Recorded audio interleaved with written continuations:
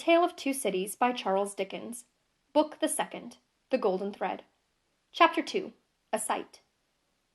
"You know the Old Bailey well, no doubt?" said one of the oldest of clerks to Jerry the messenger. "Yes, sir," returned Jerry, in something of a dogged manner. "I do know the Bailey." "Just so. And you know Mr. Lorry?" "I know Mr. Lorry, sir, much better than I know the Bailey." "Much better," said Jerry, not unlike a reluctant witness at the establishment in question, "than I, as honest tradesman, wish to know the Bailey." "Very well.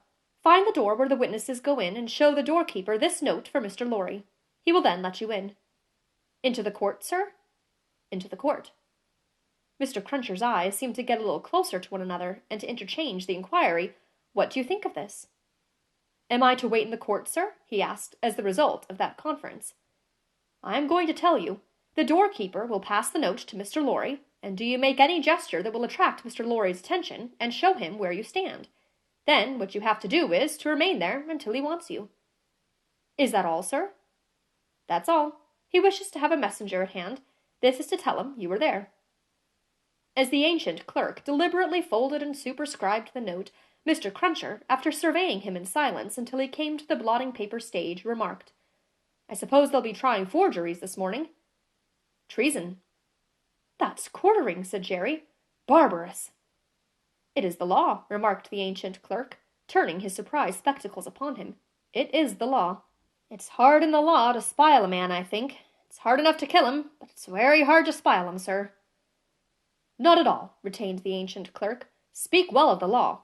Take care of your chest and voice, my good friend, and leave the law to take care of itself. I give you that advice." "It's the damp, sir, what settles on my chest and voice," said Jerry. "I leave you to judge what a damp way of earning a living mine is."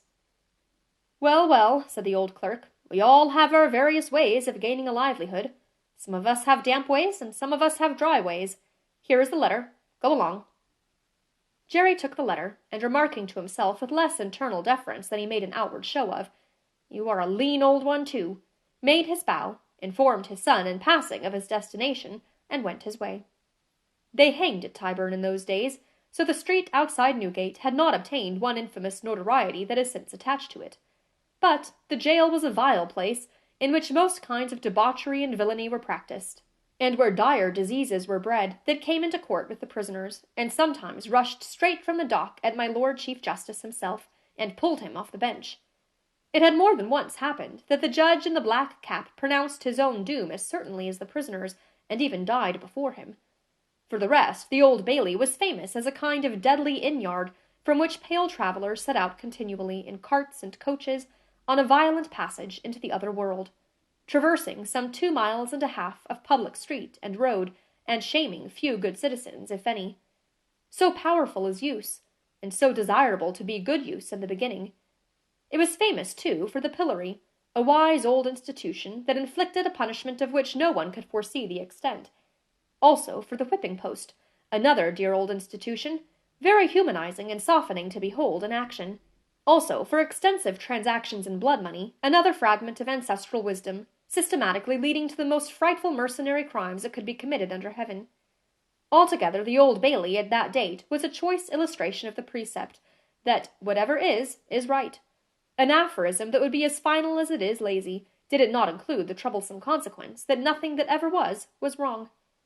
Making his way through the tainted crowd, dispersed up and down this hideous scene of action, with the skill of a man accustomed to make his way quietly, the messenger found out the door he sought, and handed in his letter through a trap in it. For people then paid to see the play at the Old Bailey, just as they paid to see the play in Bedlam, only the former entertainment was much the dearer. Therefore all the Old Bailey doors were well guarded, except indeed the social doors by which the criminals got there, and those were always left wide open. After some delay and demur, the door grudgingly turned on its hinges a very little way, and allowed Mr. Jerry Cruncher to squeeze himself into court. "What's on?" he asked in a whisper of the man he found himself next to. "Nothing yet." "What's coming on?" "The treason case." "The quartering one, eh?" "Ah," returned the man with a relish, "he'll be drawn on a hurdle to be half-hanged, and then he'll be taken down and sliced before his own face, and then his inside will be taken out and burnt while he looks on, and then his head will be chopped off, and he'll be cut into quarters. That's the sentence." "If he's found guilty, you mean to say?" Jerry added by way of proviso. Oh, they'll find him guilty, said the other. Don't you be afraid of that. Mr. Cruncher's attention was here diverted to the doorkeeper, whom he saw making his way to Mr. Lorry, with the note in his hand. Mr. Lorry sat at a table among the gentlemen in wigs, not far from a wigged gentleman, the prisoner's counsel, who had a great bundle of papers before him, and nearly opposite another wigged gentleman with his hands in his pockets, whose whole attention, when Mr. Cruncher looked at him then or afterwards, seemed to be concentrated on the ceiling of the court. After some gruff coughing and rubbing of his chin and signing with his hand, Jerry attracted the notice of Mr. Lorry, who had stood up to look for him, and who quietly nodded and sat down again. What's he got to do with the case? Asked the man he had spoken with. Blessed if I know, said Jerry. What have you got to do with it, then, if a person may inquire? Blessed if I know that either, said Jerry. The entrance of the judge, and a consequent great stir and settling down in the court, stopped the dialogue. Presently the dock became the central point of interest. 2 jailers who had been standing there went out, and the prisoner was brought in and put to the bar.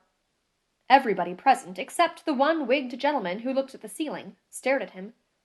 All the human breath in the place rolled at him, like a sea, or a wind, or a fire. Eager faces strained round pillars and corners to get a sight of him. Spectators in back rows stood up, not to miss a hair of him. People on the floor of the court laid their hands on the shoulders of the people before them to help themselves, at anybody's cost, to a view of him, stood a tiptoe, got upon ledges, stood upon next to nothing to see every inch of him. Conspicuous among these latter, like an animated bit of the spiked wall of Newgate, Jerry stood, aiming at the prisoner the beery breath of a whet he had taken as he came along, and discharging it to mingle with the waves of other beer, and gin, and tea, and coffee, and what not, that flowed at him, and already broke upon the great windows behind him in an impure mist and rain.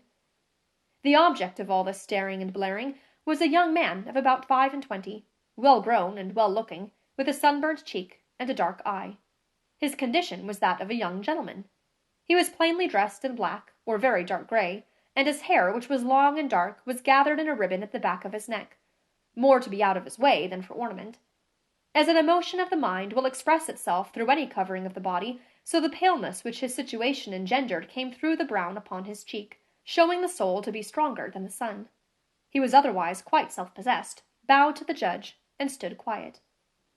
The sort of interest with which this man was stared and breathed at was not a sort that elevated humanity. Had he stood in peril of a less horrible sentence, had there been a chance of any one of its savage details being spared, by just so much would he have lost in his fascination.